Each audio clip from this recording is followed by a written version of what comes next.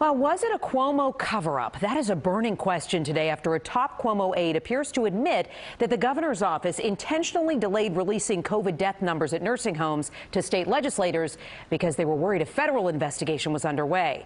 Chief investigative reporter Jonathan Dienst joins us now with the latest, John. Natalie, the governor's office denies there was a cover-up.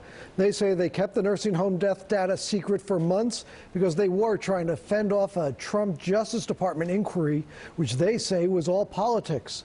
But it's an explanation that appears to have backfired. Governor Cuomo visited the White House today as back home, controversy was exploding around his administration.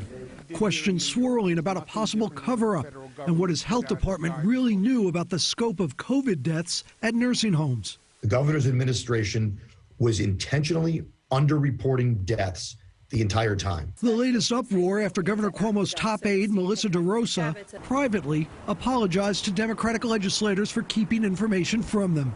DeRosa accused President Trump of playing political football, having directed the Department of Justice to do an investigation into us.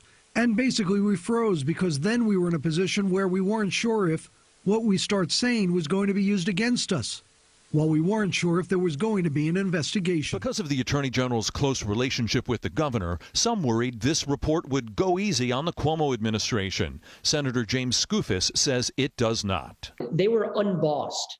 This was an independent report. Skoufis, a Democrat, says the conclusion is disturbing. The AG's team found New York's official nursing home COVID-19 death toll may be undercounted by approximately half because the state did not include nursing home residents who died off-site at hospitals.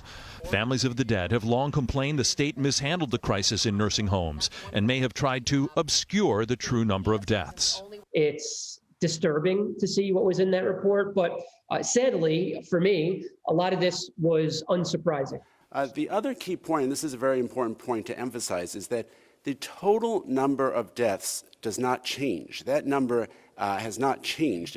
The Democratic Attorney General recently issued a report that there were nearly double the number of COVID deaths at nursing homes and other long-term facilities in New York than the state health department had initially reported. Where this starts is, frankly, a political attack from prior federal administration, HHS. Their great spokesperson, Michael Caputo, who's Roger Stone protege, who said we had more nursing home deaths in New York because of something that the state health department did. He wants to ask State Health Commissioner Howard Zucker some tough questions about this March 25th memo telling nursing homes they had to accept patients who had tested positive, an effort to free up hospital beds. The AG report says that decision, quote, may have put residents at increased risk. How do you characterize his responsiveness to this point? I know that he knows the answers to a lot of the questions that we have posed, and he is purposefully withholding those answers. This report affirms everything the commissioner said for the past year. The State Department of Health followed federal guidance by CMS and CDC. Commissioner said no not-for-profit nursing home was forced to take anyone. Report confirms that. If they took a person who they could not care for, a COVID-positive person, they violated the law. The report says that. We're sorry for the political inconvenience, but no apology to the families who've lost loved ones. Democrats like Queens Assemblyman Ron Kim concerned too. His uncle died of COVID at a city nursing home. They just need to own up to some of the mistakes that were made.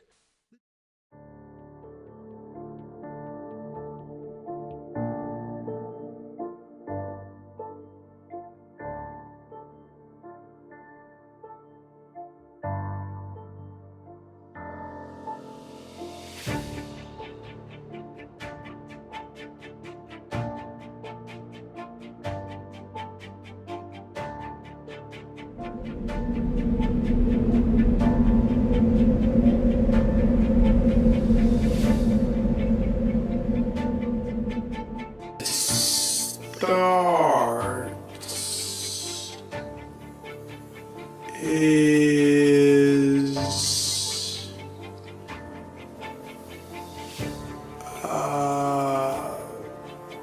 frankly, political